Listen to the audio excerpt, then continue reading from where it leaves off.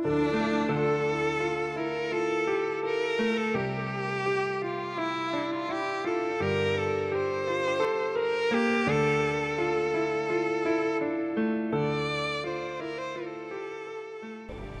الحفله في الليل، بدات الناس تصحوا في سن الخميسات وفي سيدي قاسم، ما نشوف الاخبار هنا واحد تجيهم الطلب حتى ولا شي حاجه، بداو تيطيحوا تما الناس بزاف، قالوا هادو الجنون هادو قلع محمد خميس بداو تيطيحوا الناس مكناس وفي البلادات.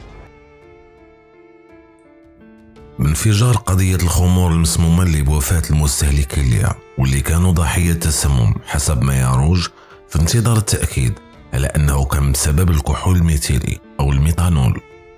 وقبل ما ندخلوا في الموضوع الرئيسي ديالنا اللي هو مأساة الزيوت المسمومة، ما فيها باس نشرحوا الفرق ما بين النوعين اللي كينقاسم ليهم الكحول. كاين الكحول بحال الماحية اللي هو الفودكا عند الروسيين اللي كيتصنع للاستهلاك الآدمي، وكاين كحول اللي كيخرج لاستعمالات أخرى بحال الكحول اللي كتلقاو عند الدروكري، واللي كل ما كان عالي التركيز كيكون عالي السمية. لحقاش الالكول كينقسم لالكول الميثيلي والالكول الايثيلي.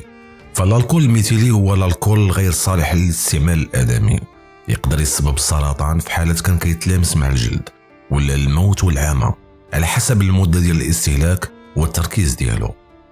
وغير كملاحظة، فأثناء تقطير الماحية والالكول بصفة عامة، فالتقطيرة الأولى كيكون الالكول المسموم الغير صالح للاستعمال الآدمي هو اللي كيخرج في الأول، وبالتالي كيخص التخلص من هذيك التقطيرة الأولى، لحقاش الميثانول والمواد السامة كتبخر عند درجة حرارة قل من 77 درجة، والإيثانول اللي هو الالكول الآمن عند درجة حرارة 80 درجة. وهكا الالكول الميثيلي كيخرج هو الأول بسبب أنه كيتبخر في درجة حرارة قل. وبالنسبة للماحية فصعيب أنه تجزم واش كيفصلوا ما بين الالكول السام والآمن. ومن هنا قبل ما نسد هذا القوس فكنبغيو ننبهوا على أن الخمور حرام وغير صالحة بصفة عامة للاستعمال الآدمي نظرا لكاع السلبيات اللي بلا عداد. غير قبل ما نسد القوس، هاد الناس اللي ماتوا أكيد كاين بزاف اللي كينتقد التعاطي ديالهم لهاد المادة، ولكن ما تنساش على أنه اللي مات معهم ماشي فقط اللي استهلك، وإنما العشرات من الأقارب والأمهات والإخوة والآباء اللي ماتوا معهم بلا ذنب. وهنا هاد الحادثة رجعتنا بطريقة أو بأخرى لفاجعة والزيوت المسمومة سنة 1959، فضيحة القرن، الغش في زيت المائدة. وليد زادينا والقينا اللي كيعانيو من مخلفات هاد القضية عايشين بكاكز ومقعدين. فشنو هي قضية الزيوت المسمومة؟ وشنو هي قصة الزيوت المسمومة؟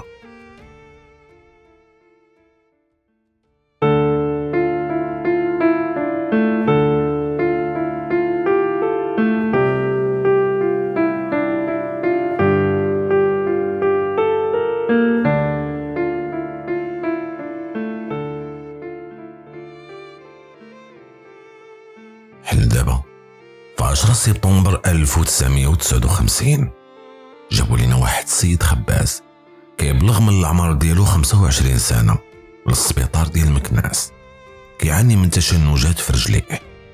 كيقول انه في الصباح منين فاق لقى راسو ما قادرش باش يوقف. ما كانش هذا المريض كيعاني من الحمى ولا السخانة، وكان السائل النخاعي ديالو طبيعي. ولكن المشكل والغريب في الامر ان هذا السيد كانوا رجليه بجوج شبه مشلولين. ما قدرناش نتعرفوا على سبب المرض هذيك الساعه، لحقاش هاد الاعراض السريريه كانت ما معروفاش، وبدات مور هاد الحاله كتوالى الحالات هذاك النهار ولا غدا على السبيطار. كلهم عندهم تقريبا نفس الاعراض، ولكن الاطباء المغاربه ما فهموا والو وما عرفوا شنو سبب هاد المرض.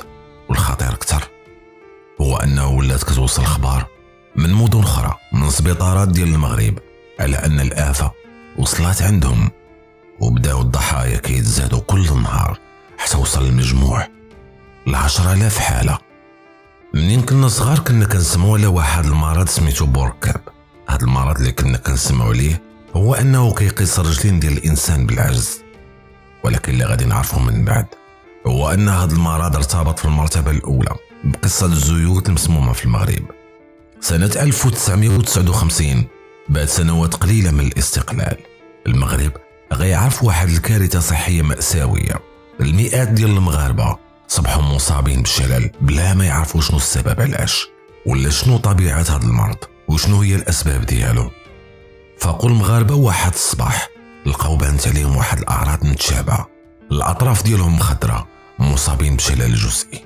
كاين اللي ما بقاش كيقدر يمشي وكاين اللي يديه ورجليه ما بقاش كيقدر يتحكم فيهم.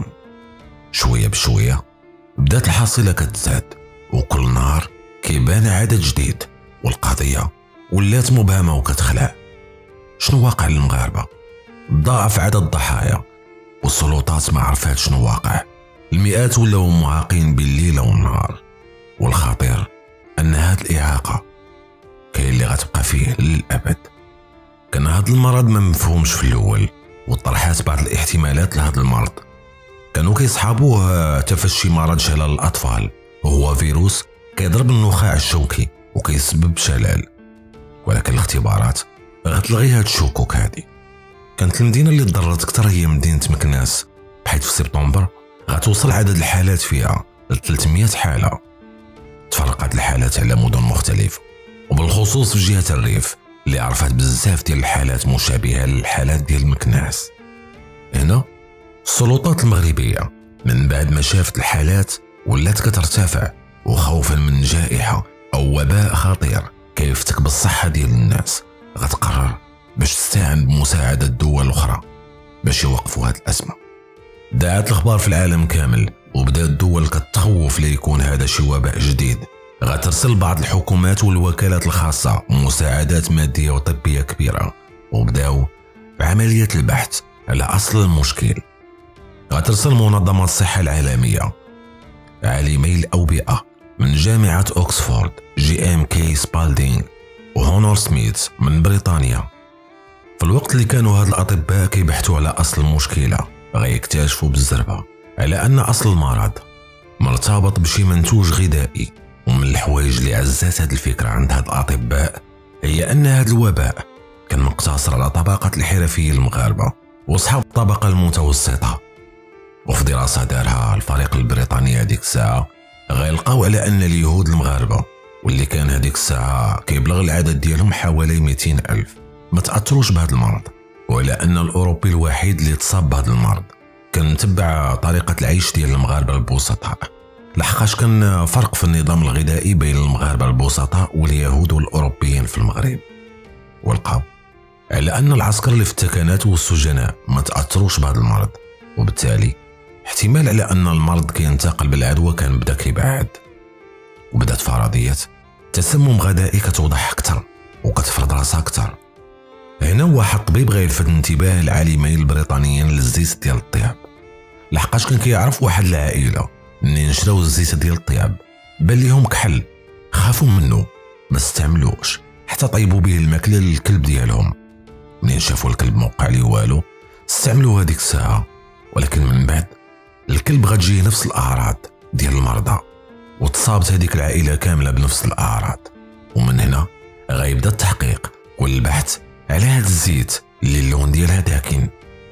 والكارثه كانت هي انه حتى الحدود هذيك الساعه كان الزيت المشؤومه باقا كتباع في الحوانت في المدينه القديمه بمكناس.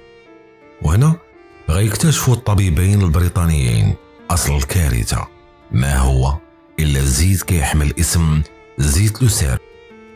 غادي يتم اخذ عينه من هذا الزيت وغيرسلوه لمعهد الصحه بالرباط، وهنا غيتم رصد ماده كيميائيه صفراء عديمه الرائحه، وما هذه الماده الا ماده تريورتوكريزيل فوسفات السامه، وهي زيت كتستعمل لمحركات الطائرات. فكيفاش اصلا وصل هذا الزيت ديال الطائرات لزيت المائده؟ بعد البحث غادي تلقى على ان الاصل ديال هذا الزيت جاي من القواعد الامريكيه اللي كانت في المغرب، وبالضبط في مدينه القنيطره. ففي الوقت اللي كانوا الامريكيين كيستعدوا باش يخويو القواعد الامريكيه في المغرب، غادي يبيعوا كاع الفائض والحوايج اللي شايطين عليهم المغاربه، بما في ذلك الوقود ديال الطائرات. هنا غيوصل هذا الزيت عن بعض التجار ديال الزيت اللي غيخلطوا هذا الزيت ديال الطيارات مع الزيت ديال المائده، والهدف كان الربح السريع والغش في السلعة. وهكا غيبيعوا أطنان من الزيت المسمومة في كاع أرجاء المغرب. وحتى بعد ما تم اكتشاف أصل المرض غيبقى العدد في الارتفاع حتى غادي يوصل لحوالي 20,000 شخص. هنا غتدخل منظمة الصحة العالمية ورابطة جمعيات الصليب الأحمر باش يعالجوا الضحايا، وغيتم إرسال فريق طبي كندي للمغرب، وغتبدا عملية العلاج بالتركيز على الحالات الأكثر خطورة واللي كان العدد ديالهم أكثر من 6000 مريض. كان 60% من الضحايا من النساء، و60% ديال الضحايا تصابوا بالشلل في يديهم ورجليهم.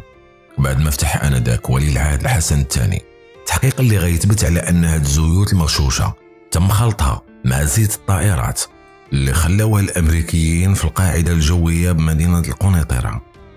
غيتم محاكمة المسؤولين على هاد الكارثة، غيدوزوا 3 سنين قبل ما يتم العفو عليهم في الأخير. غيقرر الملك محمد الخامس باش يفتح صندوق الفائدة الضحايا كيعمر من خلال العائدات المالية من واحد تنبر القيمة ديالو 4 دراهم هذيك الساعة، كيتدفع من طرف الناس اللي كيدفعوا الواجبات ديال رخصة السياقة والكارت كريس. ولكن رغم هذا الصندوق غيلقاو الضحايا بزاف ديال المشاكل والعراقيل اللي منعتهم من انهم يستافدوا استفادة كاملة من هذه العائدات، بحيث كانوا كيتقاضاو تعويض شهري كيوصل ل 75 درهم قبل ما يوصل 1000 درهم في عهد صلاح الدين مزوار. غادي تبقى 264 ضحية في حالة عام مستديمة كتسنى شي نهار الإنصاف ديالها. كانت هذه هي قصة فاجعة الزيوت المسمومة بالمغرب من البداية للنهاية.